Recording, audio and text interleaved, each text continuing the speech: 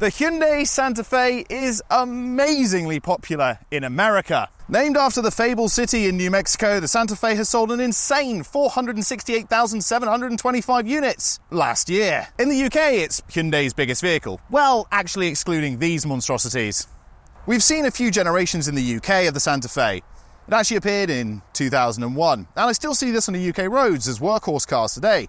This bad boy arrived in 2005 with a total redesign in 2007. The technically third generation came out in 2012 and started to become a lot more handsome, but it was not until 2020 did we see what we level up into what I would describe as a premium car. And until this moment, it was the latest generation. The key word there is until, because this is the all-new Santa Fe.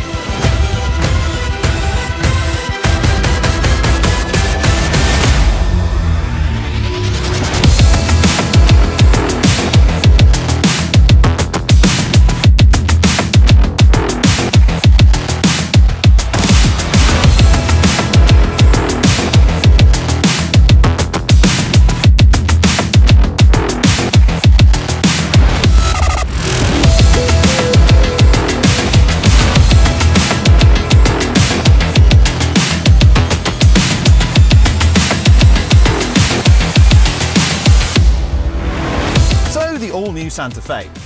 This is it, and I'm at a loss for words for once. Let's start with the all-new daytime running lights, which say H for Hyundai, or the fact that we have a totally flat boot, allowing for the most boot room possible. Okay, so the boot is super smart, and let me show you. Come. So basically, here we've got, small boot, you can fit your shopping in it, whatever, but I can pull this, put these down, all of a sudden, we have the bigger boot. And then I push these here, and that one goes down, or I can push on this side, and that one goes down, and then you can play a game of table tennis in it. But even the stuff you can't see is amazing. It has 10 airbags in it, and one of those airbags actually curtains the entire side of the car, meaning that it has full coverage of airbags, so it's going to be very safe. Not that you're going to worry about anybody that you're hitting, because this thing's massive. Storage is absolutely everywhere. I mean, look at all these cubby holes. Take this center console, for example. You can open it up in the usual position, giving you loads of space inside. But you can also open it directly from the back, meaning people from the back can get inside too. But if you just want to pass the sweets on to the kids, it also has a bottom tray that comes completely out, leveraging whatever you put in it from the front.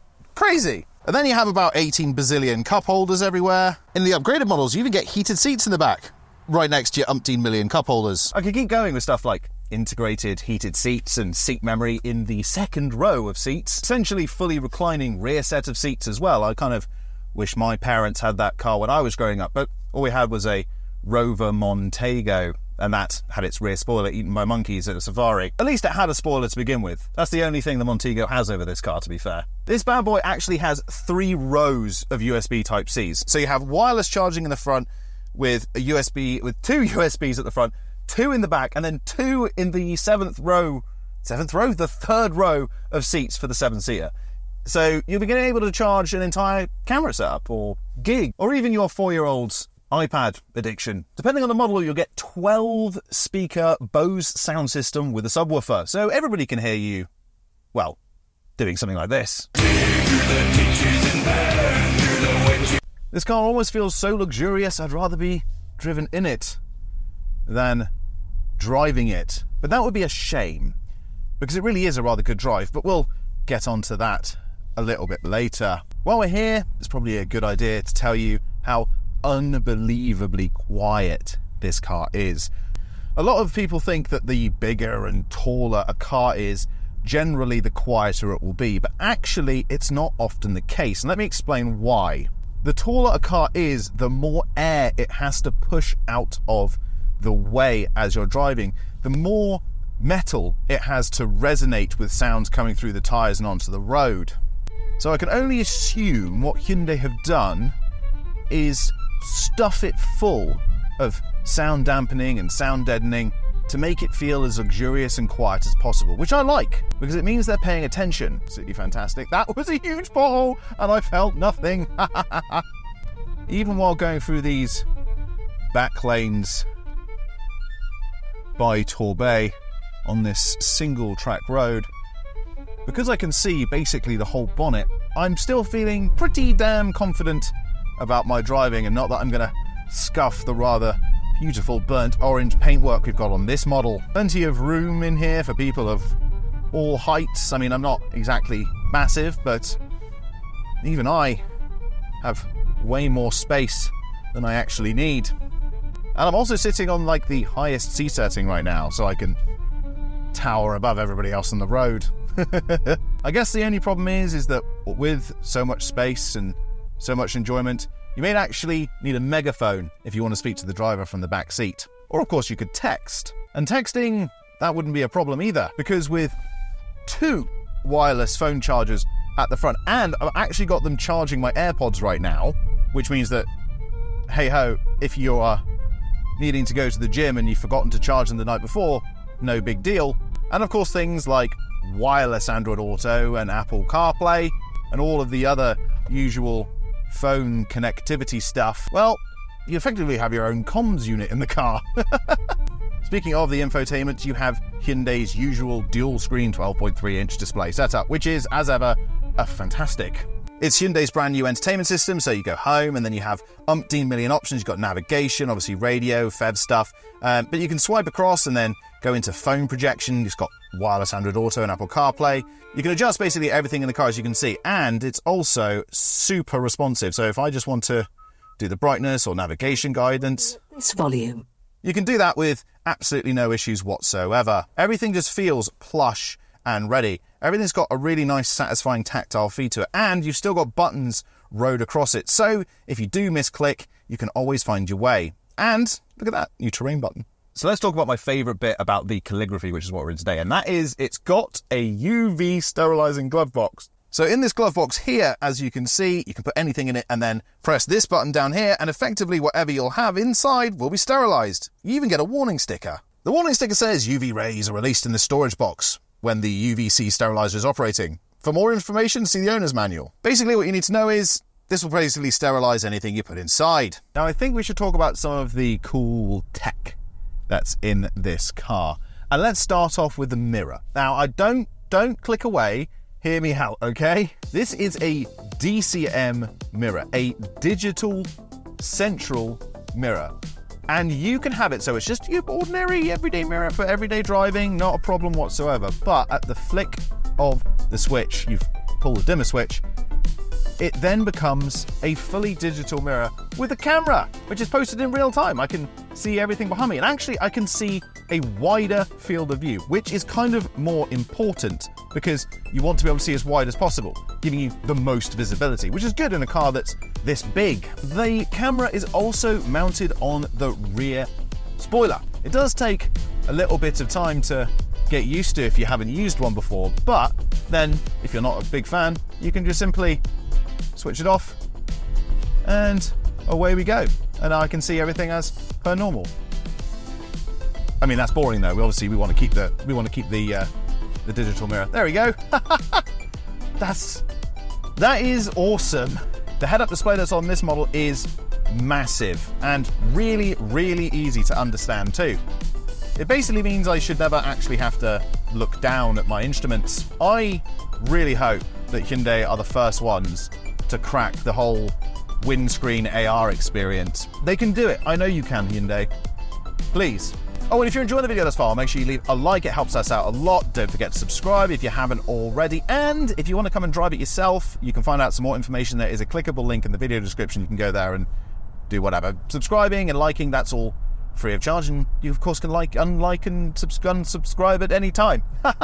Good time to rattle off some specifications, though, isn't it? Let's start off with the engine specs. There is a 1.6 16-valve 4-cylinder engine. And this is identical across whatever model of Santa Fe you get in the UK. The drive options change, of course. There's two-wheel drive, there's four-wheel drive, and a four-wheel drive plug-in hybrid. Standard two-wheel and four-wheel drive come with 215 PS, and the plug-in hybrid has 253 PS. You have a standard suspension setup with McPherson, got it right first time, suspension at the front, and the usual multi-link at the back. You also have some pretty big 325mm discs on all fours. So even though it's a big car, don't be afraid, you're going to stop pretty quickly in this thing. Length is 483 centimeters, and including The mirrors, the width is 190 centimeters, so not as wide as you might be expecting for a car that's, well, big. The weight is a buff 2,640 kilograms, and it's around 35 kilograms heavier for the plug-in. I guess we should talk about what is essentially the Grand Canyon that is the boot. With the seats up, there is a vast 628 litres of boot space. Seats down, there's 992 litres. However, you can essentially move these seats around, fold them, do whatever you want, and then you can pretty much fit the entire of Wembley Stadium in the back of here.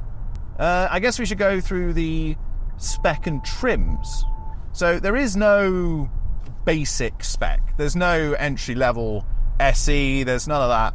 Like, just none of it. There is the Premium and the Ultimate, and what we're in today, which is the Calligraphy. There are so many features and specifications. I've actually decided to come and name all of this stuff in the studio, so be prepared for a very quick rattle-off.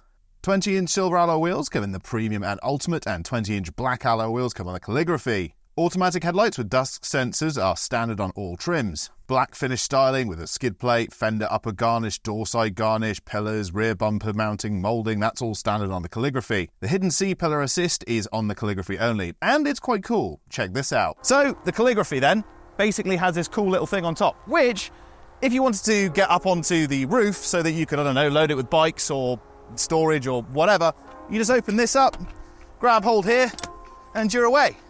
And now I'm seeking my child lost in a car park somewhere. Perfect. The sunroof with dual glass electric tilt and slide is only available on the hybrid model Ultimate and Calligraphy. Other exterior features that are standard on all trims are daytime LED running lights, door mirrors, their heated electric power folding, dynamic welcome lights, all of the headlights and taillights are LEDs, positioning lights are LEDs, you get privacy glass in the rear and the tailgate, you get roof rails, you get a temporary mobility kit, windscreen, front windows, solar glass stuff, which is also acoustically sealed as well, which helps make it even quieter. The UVC compartment, as discussed, is only on the Calligraphy, and standard on all models are ambient interior LED lighting, a leather-wrapped heated steering wheel, luggage cover, hooks, nets, and the sun visors with illuminated vanity mirrors. In terms of the sound system, the Ultimate and Calligraphy get a 12-speaker Bose sound system. Blind spot monitoring is standard on the Ultimate and Calligraphy. Digital central mirror is also standard on the Ultimate and Calligraphy. The head-up display is standard on the Ultimate and Calligraphy, and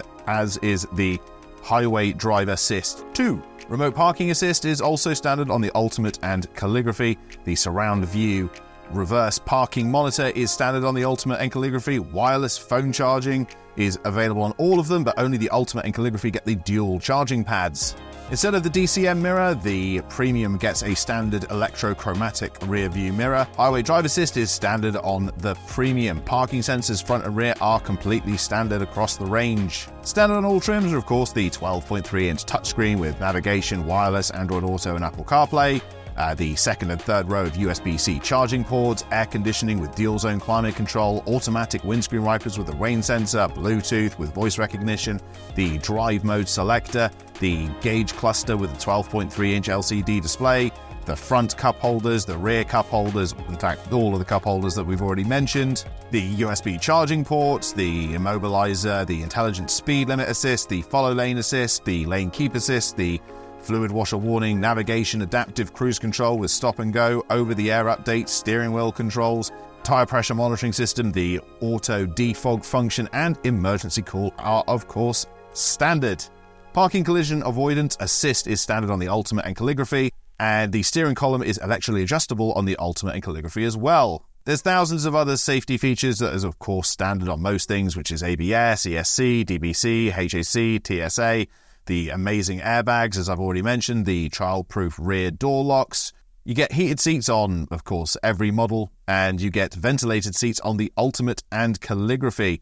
You get heated front and rear seats on the Ultimate and Calligraphy too. You also get a driver's memory seat with the Ultimate and Calligraphy, and premium relaxation front seats for the Calligraphy too. You get standard leather across the whole range, but the Calligraphy comes with Napa leather. And there will be many other things besides, but hopefully that's enough to chew your brain on. So let's get talking about the drive and how it feels in this car. Obviously, this car is not super fast. It's not slow, it's right in the middle. Where this thing excels is in true luxury. The little button down here with the drive mode selector that says terrain. So if you go up and down, it'll do the usual eco, sport, my drive, the stuff that's usually in Hyundais nowadays. But if you push it inwards, it gives you an option of snow, mud or sand, which will then set the car up for those things. It will adjust things like the traction control and the throttle response and a bunch of other things as well, and ensure that you can get wherever you want to go, whether it is over snow, mud or sand. Of course, I know what you're saying, it's going to feel lovely on a motorway. Of course it is. You're high up, it's very quiet, it's very smooth. Hyundai have done a fantastic job there. But what about when it comes to things like emergency bends, emergency braking? What about when you have a wide open stretch of curvy road in front of you? How is it going to handle it? Well, let's turn off the motorway, go into sport, and drive around a million roundabouts on an industrial estate. That should give us a good indication, shouldn't it? So, here we go. Nothing in my rear view mirror. Sorry, in my driver view monitor. And hard turn. Bolster seats keep me in. Suspension is perfect. The turning circle. Woohoo! Ooh, the turning circle. For such a big car, that turning circle is fantastic. All right, here we go. So we're going to go a sharp turn. And then, oh, God, there goes all my camera equipment. Nothing. Basically no roll. Fantastic. And here we go, big divot. Pretty sure it's just flattened the road in front of me. So we're actually improving the road as we drive along in this thing. Good. Overall, I'd say aces. And if you enjoyed the video, don't forget, as I said, leave a like, subscribe, and there's that link down in the video description. And we'll see you next time. And don't forget to watch that Namsang video. Until next time, bye-bye.